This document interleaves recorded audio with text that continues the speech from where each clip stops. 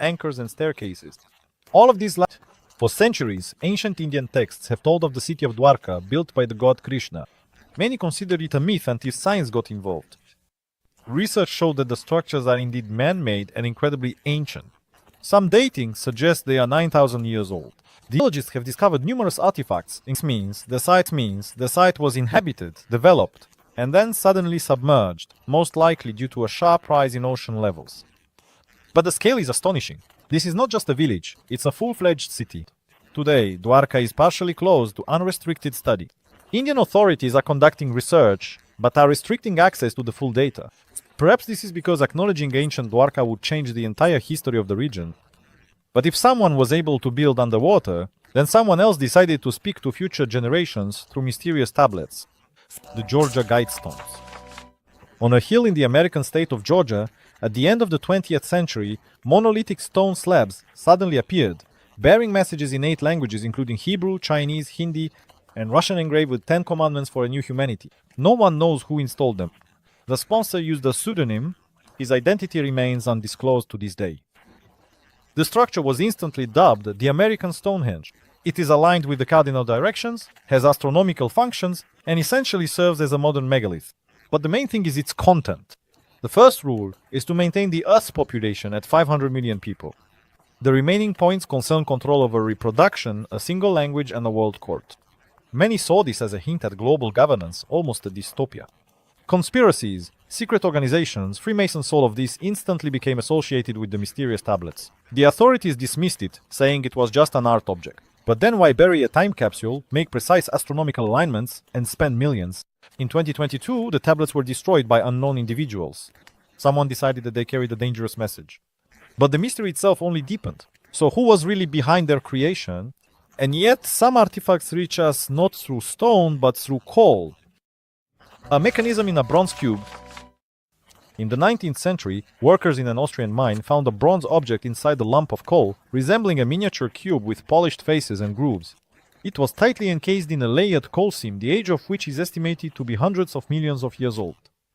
Such an age contradicts not only the history of humanity, but the very possibility of any intelligent beings existing at that time. The artifact was examined by scientists, including metallurgists. It turned out to be an alloy with nickel impurities, clearly showing signs of artificial manufacture. The mechanical processing is obvious, straight edges, symmetry. But how could it have ended up in coal if metal only appeared tens of thousands of years ago? Some suggested that it was the result of a modern object ending up in the mine. But analysis showed that the coal around the object was undisturbed and the item itself was embedded in the rock. In other words, the find is indeed ancient. Later, the cube was lost, and today only its photographs and descriptions remain. This story did not provide a clear answer. It left a question. Is it possible that civilizations existed before us and simply disappeared, leaving behind rare, inexplicable fragments? But sometimes, it is not an artifact that causes confusion, but a person themselves. Skulls that do not fit into the course of evolution. In the deserts of Peru, archaeologists have discovered dozens of skulls whose shapes deviate from all known anatomical norms. Elongated, extended, almost alien in appearance. Theories about aliens and ancient visitors immediately emerged, but the truth turned out to be no less mysterious. Some of the skulls were intentionally deformed. This was done from childhood, tightly binding infants' heads. Such a practice existed in various cultures from African to indigenous American. It symbolized high status, belonging to the nobility. But here's the problem. Some of the Peruvian skulls have anatomical features that cannot be produced artificially in increased volume, additional sutures, and unnatural placement of the eye sockets. Research has shown that this could be the result of some local mutation or the manifestation of an entirely different branch of humanity. Theories about forgotten tribes, underground peoples, and ancient biological experiments continue to circulate. One thing is clear: some skulls do not fit into classical evolution. While some argue, scientists continue to search for answers in bones that could rewrite history. But there are discoveries that are hard to wrap your head around, even under a microscope.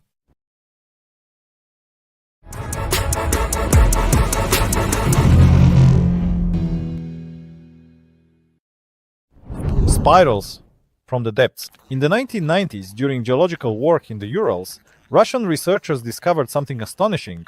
In layers of earth, at depths corresponding to ages from 100,000 to 300,000 years, they found tiny metal spirals so small that they are difficult to see with the naked eye. Their diameter ranges from a few microns to 1 millimeter.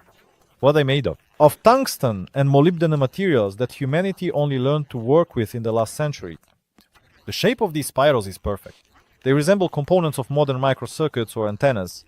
Their construction is so precise that some scientists consider them not a product of nature, but of technology.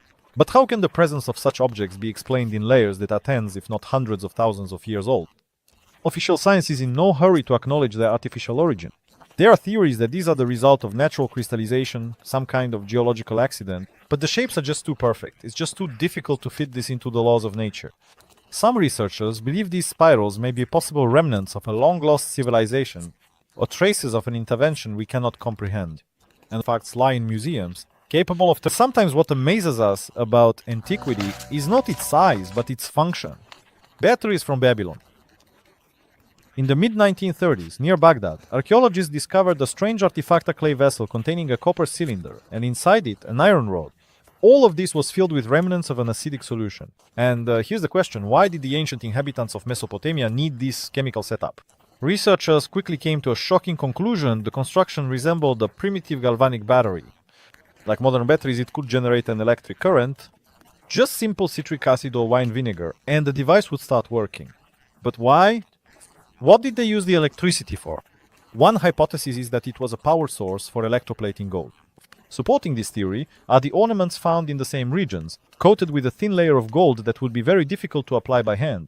Some researchers remain skeptical. Perhaps it was simply a vessel for storing scrolls, or for ritual. But then why are there metals inside that fit so precisely? Why is there an acidic residue?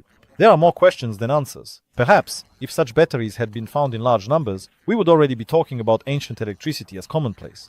But for now, we are only glimpsing the outlines of a great technological past. And where there is technology, there is calculation. Sometimes, it is carved in stone for centuries to come. A calendar made of stone.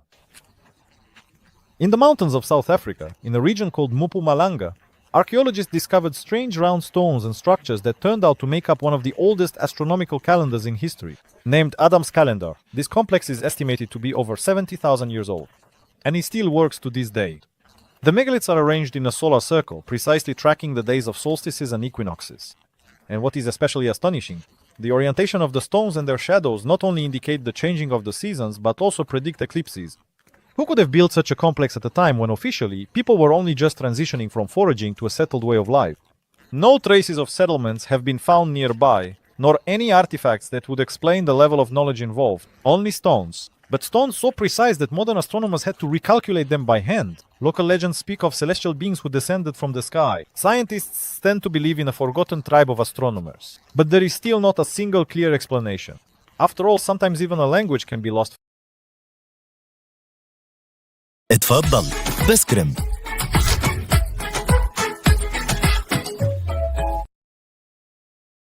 Forever. A letter from the other side. One of the most mysterious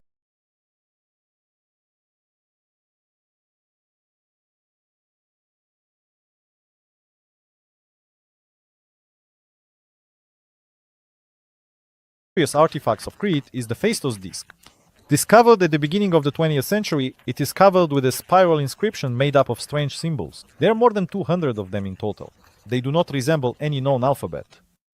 The disc is made of fired clay, dating back to around the 2nd millennium BC, and since its discovery, neither linguists nor cryptographers has been able to decipher. All we know